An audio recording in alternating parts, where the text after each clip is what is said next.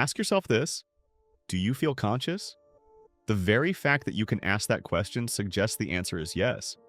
But now look into the eyes of another. Are they conscious too? This time, it's harder to be sure. You can see their body, their movements, their reactions, but you cannot see their mind. Consciousness, that invisible, shimmering field of awareness, remains one of the greatest mysteries of existence. Since the dawn of human thought, philosophers, scientists, and seekers have been haunted by a single, endless question. What is it that makes me, me? In the 1600s, the French philosopher René Descartes changed history by suggesting something radical. The mind and the body are made of different substances. The body matter, visible, tangible. The mind immaterial, untouchable, invisible. Two different realms forever intertwined. It was a revolutionary idea, and it sparked a debate that still rages today. Are we simply biological machines or something more? In 1995, a modern philosopher named David Chalmers stepped into the spotlight, and he named what Descartes hinted at: the hard problem. It's not hard to explain how eyes see light. It's not hard to explain how ears detect sound. But how do those electrical signals become experience? Become feeling? No brain scan can capture the taste of chocolate. No neuron diagram can explain the feeling of falling in love. This gap between brain and experience is the hard problem, and it's the reason consciousness still eludes science. We know the science of vision. We can measure light wavelengths. We can track neuron firing patterns. And yet, none of this tells us why the color red feels the way it does. Imagine describing redness to someone blind from birth. You can't. No science can translate experience into formula. The philosopher Thomas Nagel captured it best in the 1970s. You could know every detail about a bat's brain and still not know what it feels like to be a bat. Experience the what it's like is unique, mysterious, untranslatable. Scientists gave this strange mystery a name: qualia, the taste of a peach, the warmth of sunlight on your face, the sorrow of a goodbye. All are examples of qualia, the raw textures of experience. And here's the problem: we have no way of knowing if anyone else's qualia are like ours. We might be alone in our sensations. This is why some philosophers dream up the idea of philosophical zombies, beings that walk, talk, react, but have no inner life. They say ouch, but they feel nothing. They cry, but no sadness stirs inside. Could it be that the people around you are zombies? Consciousness is private, locked behind the walls of the mind. We cannot prove its presence. We can only trust that others feel as we do. Not everyone agrees that consciousness is so mysterious. A growing group of thinkers, the materialists, believe consciousness is a side effect of information flow in the brain. In this view, the self is a kind of story your brain tells itself. As information moves through neurons, your brain drafts a continuous narrative, a model of the world and your place in it. No magic, no mystery, just computation. According to this view, consciousness is real, but it's not as special as it feels. It's just your brain making sense of the chaos. Which is it? Asterisk. A ghostly field of experience? Asterisk. Or a biological program evolved by natural selection? Science presses forward, and slowly the brain's secrets unravel. Yet even as fMRI machines glow, even as AI learns to mimic intelligence, the first-person experience remains unsolved. Why is there something rather than nothing? Why feels anything at all? Perhaps the greatest miracle is not intelligence, but awareness itself. Some thinkers propose an even more radical idea. What if consciousness is a new state of matter? Physicist Max Tegmark suggests that awareness isn't an illusion. It's something physical, like solids, liquids, or gases. Consciousness, he argues, arises from the complex arrangement of atoms. Not just what they are, but how they are organized. Your mind, then, is not just your brain. It is a pattern, a dynamic dance of information. The more intricate the pattern, the more consciousness blooms. If this is true, then consciousness could be a basic property of the universe itself. When you dream, entire worlds blossom inside your mind. Mountains, cities, people, all created effortlessly. If your mind can spin universes in your sleep, what might it be capable of awake? Perhaps reality itself is not as fixed as we think. Maybe life is dream stacked upon dream. Maybe consciousness is the greatest act of creation happening right now. Since the beginning of human thought, consciousness has baffled the greatest minds. Ancient philosophers pondered the nature of the soul. Mystics whispered about the spirit within. Even before science was born, humans recognized the staggering strangeness of being aware. How does meat think? How does chemistry dream?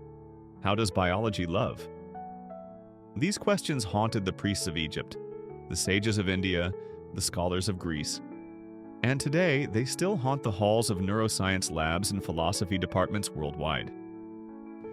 In all our achievements from splitting atoms to reaching the stars, we still cannot explain the simple fact that you know you are you.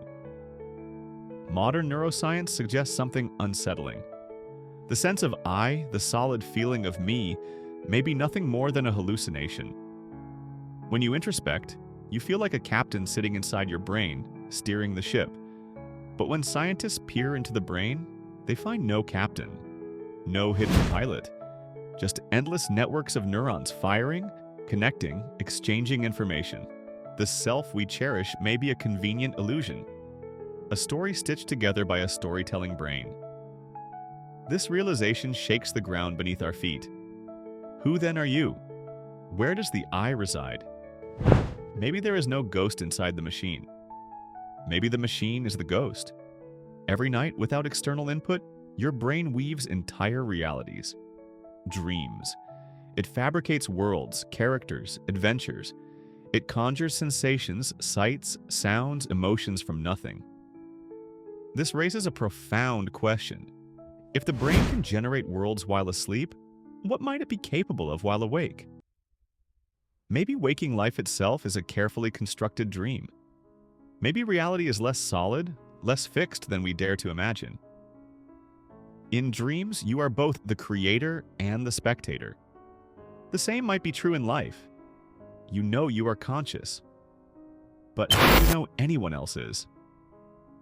There's a name for this chilling uncertainty. The problem of other minds. Your friend smiles at you. Your partner holds your hand. Your teacher speaks passionately. But all you truly see are bodies moving. Expressions, words, actions.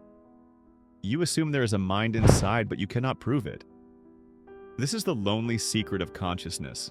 It is forever locked inside, an island isolated, each mind a separate world.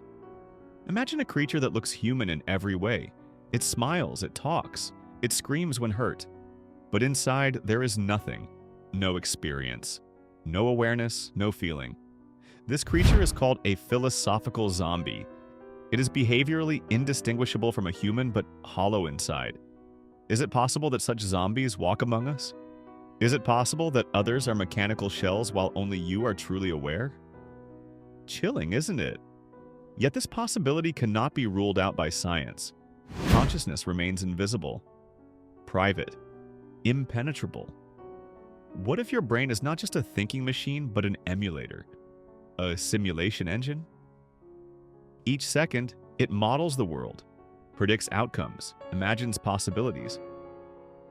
When you walk into a room, your brain doesn't merely react, it predicts. It runs constant, silent simulations. Will the floor hold me? Will this chair support me? Will this person smile or frown? Your consciousness might be nothing more than your brain, modeling itself an endless hall of mirrors, creating a virtual you inside a virtual world. You don't live in reality. You live in your brain's model of reality. And that model is astonishingly convincing. Materialists argue, solve the brain and you solve consciousness. In their view, there is no magic, no soul, no mystery. Consciousness is just an emergent property like steam rising from boiling water. No need for ghosts, no need for mystery. But even the most hardened materialist must grapple with one brutal truth. No amount of brain mapping, no pile of MRI data, no sequence of neuron firings can yet explain why experience feels like anything at all. Materialism may explain the how, but it struggles with the why. And in that struggle, mystery endures. Some thinkers dare to imagine a radical alternative. Panpsychism, the belief that consciousness is not rare but fundamental, that every atom, every photon, every grain of dust possesses a sliver of awareness. Not thinking minds, not selves, but tiny sparks of experience. In this view, the universe is not made of dead matter. It is made of living mind. The cosmos itself may be dreaming. In 1944, physicist Erwin Schrödinger mused, "Consciousness cannot be explained by the motion of atoms alone." More recently, physicist Max Tegmark proposed, "Consciousness is a state of matter, like solid, liquid, gas." Consciousness is a distinct state arising from specific arrangements of particles. In this view, your mind is not just a side effect. It is a fundamental physical phenomenon as real as a thunderstorm or a star. You are not an accident. You are a new state of matter, alive, aware, evolving. Maybe we will never fully solve the mystery. Maybe no equation will ever explain why joy feels joyous, or why sadness stings. But in the very act of wondering, in the very act of asking the questions, we touch something divine. We live not only in a universe of stars and gravity, but in a universe of mind. To be conscious is to be part of the greatest adventure ever launched. The adventure of knowing. The adventure of being. Stay curious, even when the answers are elusive, even when the mysteries deepen. Curiosity is the engine of consciousness, the fire that burns within minds, the light that pierces darkness. You are not just a cluster of neurons. You are the miracle of awareness asking itself, "Who am I?" And in that question lies infinite potential. Stay humble. Stay persistent. Stay wondrous, because you are the frontier science has not yet mapped. You are not your failures. You are not your doubts. You are not just your thoughts. You are the awareness behind it all, the observer of worlds, the dreamer of dreams.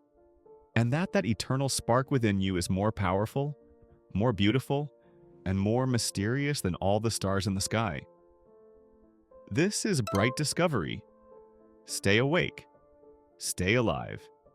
Keep discovering.